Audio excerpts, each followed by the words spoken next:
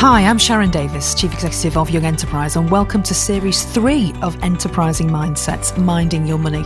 We'll be exploring the often overlooked role that mindset plays in building financial capability and the significant benefits to be gained from understanding the impact our attitudes, beliefs and values have on our behaviours around money. I'm hoping we'll discover some new ways to help young people build a money-related mindset and also explore the contribution this could have in increasing social mobility in the future. Now, my guest today is Saeed Atcha MBE and DL. Saeed is a Chief Executive of the youth-led charity Youth Leads UK and also Deputy Lieutenant of Greater Manchester and Commissioner of the Social Mobility Commission.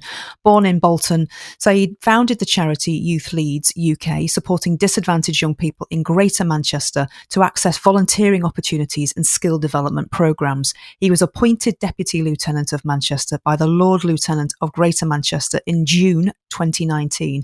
He's patron of the East of England's children's charity Ormston's Families and was awarded an MBE for services to young people and the community in Greater Manchester in the 2019 New Year's Honours. He was the youngest recipient on the list. Atcha was awarded a Point of Light Award by the Prime Minister David Cameron for his work establishing the Explode magazine. It's a huge pleasure to welcome you to Minding Your Money, Saeed. Thank you. Gosh, what an introduction. Well, I'm I'm feeling quite nervous because that's huge achievements. Now I know why I don't have an awful lot of free time. Clearly. You just listed my CV. Absolutely. And of course, born in Bolton, that's where I'm coming live from today. Wow. So Saeed, I am really interested to discuss your insight on the potential contribution that financial education can make to increasing social mobility. Before we do that, I'd love the chance for listeners to get to know you a little, if I may. Yeah, of course. So we know mindsets is often informed by our early experiences of the world, and research tells us money habits and behaviours pretty much stick with us for life and when they're formed by the age of 7. So who and what were your early memorable influences that informed your attitude and mindset to money? I'll be completely honest with you. My upbringing, I was in care for a large part of my life and faced and grew up through difficulty. When I think about money, there was the couple of quid that I'd get from my mum for my pocket money at the end of every week, and that I could do with what I wanted to do with it. But then, because of my upbringing and because I was that rebellious child and often on the peripheries of criminal justice teams, when I look back, I'm not proud of this, but actually it did shape a lot of my thinking around money in this day and age. I would dip into my mum's purse and take a couple of quid every time I wanted to buy some sweets. And I think that attitude and mindset around money for me just wasn't there because I hadn't had the learning. I didn't know what it took for the money to be in my mum's purse, if you know what I mean. I didn't know that she would have to go out and work in order to get that. It was just there. And so in my early kind of use of money, there wasn't really a mindset that was there. The attitude for me was, that couple of quid is there and that's it. Now when I look back and I think about some of the challenges and disadvantages that we grew up with, and now I realise that couple of quid was the difference between us having a decent meal and heating our home. I think, goodness me, what bizarre choices I made when I was younger. And in what ways do you think that those early influences, those early experiences have stuck with you in regards to your emotional relationship with money now as an adult? I think I appreciate a lot more now how money comes to be in your pocket and the hard work that goes into it and knowing how much you have to work to earn. And that's what I think really when it comes to early influences was when I got in trouble for doing what I did from nicking money from my mum. Oh, did she find out in the end then? Gosh, yes, she found out and Oh, I was in trouble.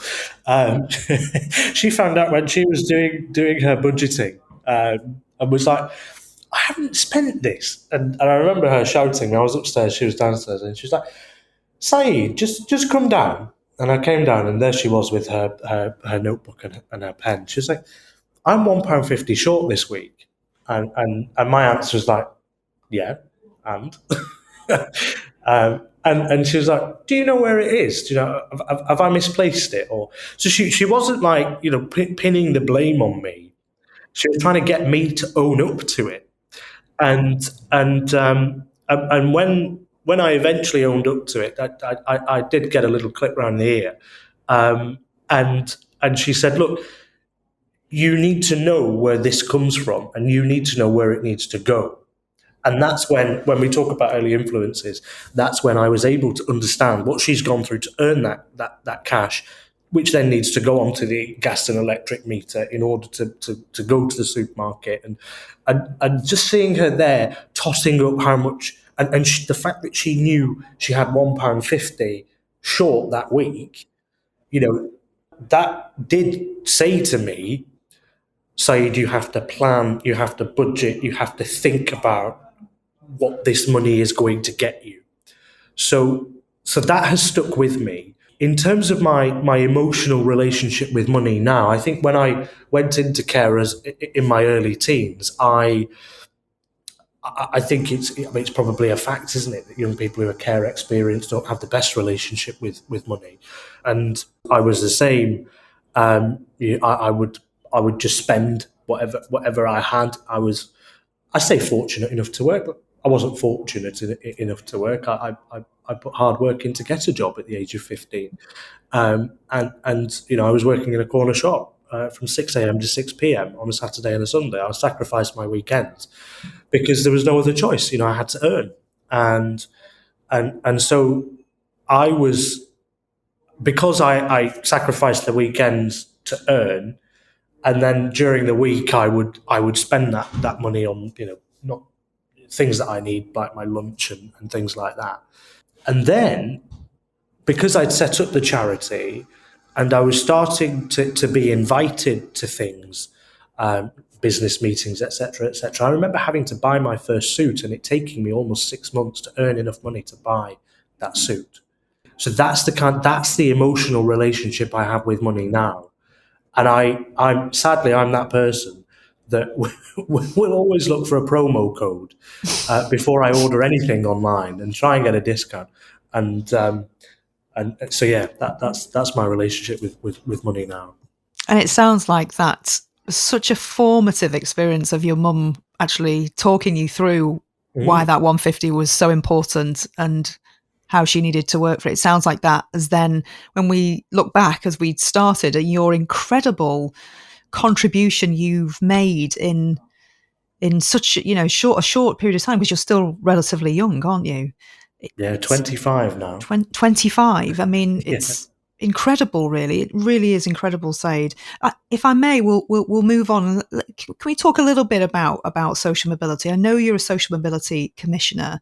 We hear a lot, don't we, about the term social mobility. We hear a lot about levelling up, particularly around us in the Northwest. How would you define social mobility as a social mobility commissioner? So I think the actual definition of social mobility is, for me, too academic. And what I boil it down to is the opportunity for one to get ahead in life, no matter our background. That's the way I define it. And I think that essentially is what social mobility is. Your background not having an influence on where you end up. And the issue with social mobility, in my experience, is just how broad it is, because your background could mean so many things. Social mobility looks at health, looks at education, looks at housing, looks at work, looks at so many things, and I think sometimes when you look at the measure of social mobility and it's about your income compared to your parents' income, and it takes an entire generation to measure that, I have to simplify it, not just for myself, but for my peers. When I remember when I was appointed social mobility commissioner, and they thought I was doing something with wheelchairs. They didn't know what social mobility was, and before I knew of the commission, I didn't know what the term social mobility meant. So for me, it's getting ahead in life, no matter the circumstances you're born into. And that's a very accessible definition. And then in terms of the Social Mobility Commission, if someone asked what is it that you actually do, what is the role in increasing social mobility by the Commission? So I see my role as a commissioner to hold the government to account where we can, to promote social mobility and to encourage all parts of society to act on and advance social mobility. So there's an awful lot of work that we've done with private business to change the way they recruit, to look at where they recruit from. Are they just recruiting from Russell Group universities, or are they extending that? Is it really that important to have a degree on that job ad? Is it going to make that kind of difference or not? So asking these questions is really challenging employers, challenging the government, and promoting social mobility. I would say, are the key things that make up the role of a social mobility commissioner. And this is a really sneaky question, Saeed, I'm sorry, but just between me and you, if you could wave a magic wand to increase social mobility as a social mobility commissioner in the UK right now, because it's incredibly needed, we know it's on the decline and has been, what would be the one decision that you'd make? I think it would have to be around education. If you learn more, you earn more. And I think that if I had a magic wand for social mobility and can only make one decision, it would just be putting a hell of a lot of investment into careers, advice, and guidance, and just educating young people on what is out there, educating parents on what activities their young people can be involved in, educating schools on what businesses they need to engage with in order to get young people even visiting an office, for example, increasing work experience, choosing the right university. All of that comes down to careers, information, advice, and guidance. So I would invest heavily in that, just showing young people that there is a world out there.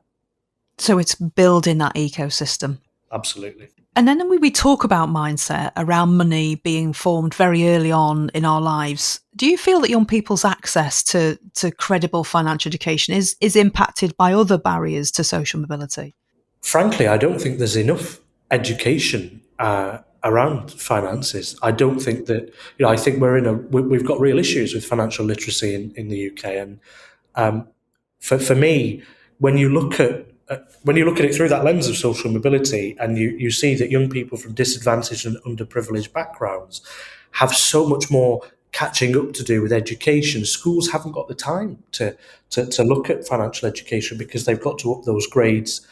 For those underprivileged young people, they've got to put in that extra support. So sadly, things like financial education and other kinds of PHSE just get left to one side. And I think that's wrong, because actually we all need to understand how to use money. We all need to understand what it can do for us, what a mortgage is, what credit is, all of these things, how to manage a bank account, what the difference is between a current account and a savings account.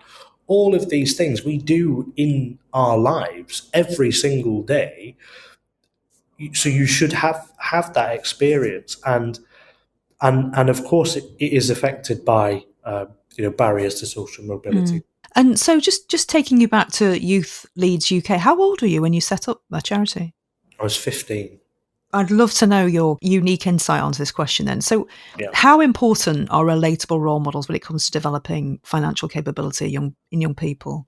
Massively important. Relatable role models are really, I think, one of my passions is trying to increase the amount of relatable role models, and especially when it comes to financial capability. Because when you are in a room with someone who understands the issues that you have faced in your upbringing, you are so much more likely to open up, to take on board what they say, to really act on what these role models say. And that's why I think they are crucially important to exploring financial education. Setting up the charity at 15, so this is 10 years ago, you'd have had quite a unique insight into the role of relatable role models. Did you have role models that you'd found relatable and you felt that should be widened, or what was the background to setting the charity up? So for me, the role models that I had were quite aspirational role models, and for me, my role models were Sir Richard Branson and people like that I just felt, wow, these are inventors, these are incredible people. They were my I would say aspirational role models. I then had to have relatable role models because I did write to Sir Richard Branson and got a response. Did you? Yes, yeah. And then I met him a couple of years ago, actually, and we spoke about that. And because he set up a newspaper because when I set up my charity, it was just a magazine at first. This is Explode, is it? Yes, yeah, it was Explode magazine. That was the whole organisation at first. It was just to combat the negative media coverage towards young people. And then we formed a charity doing skills development. And Sir Richard Branson started out his career with setting up a newspaper at his school. So we had, bizarrely, there was that relatability there, actually. Now I've said that out loud. Yes, there was relatability because I wanted to do something and he's been through it. So yeah, actually, yes. And now he's very much flying high. So relatable role models. Yes, I had the aspirational role models. There was also my teachers at school that were crucial to supporting me on the journey, and my social workers as well. They were really pushing for me to do what I wanted to do. And when I had the idea to set up the charity, I didn't have a massive amount of financial knowledge, and I was given a budget to set up the organisation. So I had to learn. I was in the thick of it, about what is this money going to pay for? How much are we then going to make off putting adverts in the magazine, and trying to think about all these things and using a spreadsheet for the first time, actually budgeting. And that was supported, as I say, by my social workers and the staff at school, and the mentor that I had from business who first sponsored the magazine. It's an incredible journey to listen to. It really is. And you mentioned your care experience. I'd like to ask you a question about that, if I may. You may know that Young Money is the Secretariat for the Financial Educational Party Parliamentary Group for Financial Education. And in 2019, the APPG published a report on financial education for young people in care. And that provided a number of recommendations, including that government should introduce a requirement and provide funding to ensure that personal advisors, social workers, and any other kind of support workers working with children in care and care leavers are trained in providing financial education skills. I know you've often talked publicly about your care experience. What's your view on the role of financial education in helping young people about to leave care to prepare for independent living? Young people in care have a very different life to those not in care. And when I think of my peers who, the majority of them still live at home with their parents, when you're in care, most of the time you don't have that option. You are moving out, you are thrown into the deep end of life. It is very difficult for young people who are care experienced to stay with foster carers for longer than their 18th birthday, if not before. And so you have to be ready to manage on your own financially on what is often a very, very tight budget because of maybe the difficulties that you've grown up with. You've not been able to get as high grades at GCSE. You may not have again got high grades at college and might not be in a job. So it's so difficult, and you're in such a vulnerable place because you could very quickly and easily fall into debt. And sadly, so many care experienced young people are forced into homelessness. And it's incredibly sad to see that. So financial education is the make or break when it comes to care experienced young people getting ahead in life. It's so interesting you should say that. I read one of the testimonies of one of the young people who gave evidence to the inquiry, and it included things like, water bills, just not knowing that you needed to pay for water because no one's ever said anything about, those kind of bills, and you thought that water was free. And it's just being able to really help prepare, because the irony is, isn't it, as you've just described, that young people leaving care are more exposed and more quickly exposed to independent living than probably other people living with their families. If, for example, you throw into that mix digital poverty, not having the access to a device or data, you're often then, because of that, paying more for your gas and electric because you can't do the comparisons online. If you don't know how to submit your water meter reading, your bills could be higher than you actually need to pay, and so there are so many things involved with care leavers that I think are crucial to them getting ahead in life or not. And the fact that PAs and social workers need to have that training, I think, is really, really good, really welcome, because you have to make sure that those young people are as equipped as they can be to leave care at the age of 18, to live independently, and to start to tackle some of these challenges. My last question really is one about research, and there's very little out there in terms of research linking financial capability with social mobility.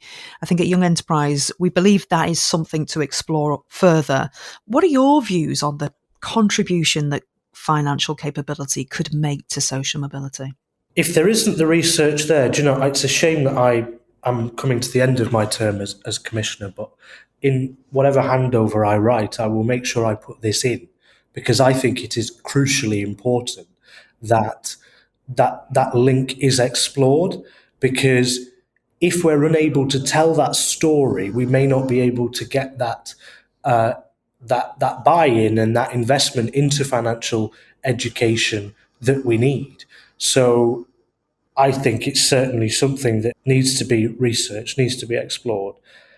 What are my views on the contribution that financial capability can make to social mobility? Wow, where do you start with this? Because if you have that financial capability and you understand maybe how mortgages work, and housing is a huge part of social mobility.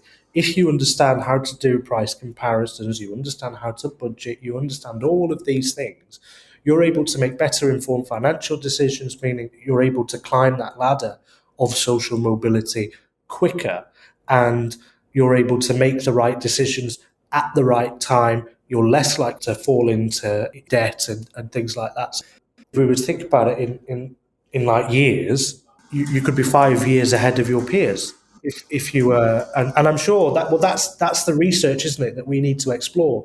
How far ahead are those that are more advantaged, that have financial education built into their curriculum, or they have that financial capability? How far ahead are they than underprivileged and underserved young people? Once we know that, then we can start to make a bigger case for improving this. Saeed, I was always excited about interviewing you today. I have to say our discussion has lived up to everything I'd hoped for. Fantastic. Thank you so much. If anyone wants to find out more about the work of your brilliant charity, what do they need to do? Very simple. Just search online for Youth Leads UK. We're on Twitter, Instagram, and of course you can get us on our website as well, youthleads.uk. Thank you so much for talking with me on Minding Your Money. Thank you. It's been a pleasure. Thank you to Saeed for joining us on Enterprising Mindsets, Minding Your Money. To hear more interviews like Saeed's and access Series 1 and 2, please subscribe to Enterprising Mindsets on your favourite podcast service. And please do leave us a review as well if possible. Thank you for listening.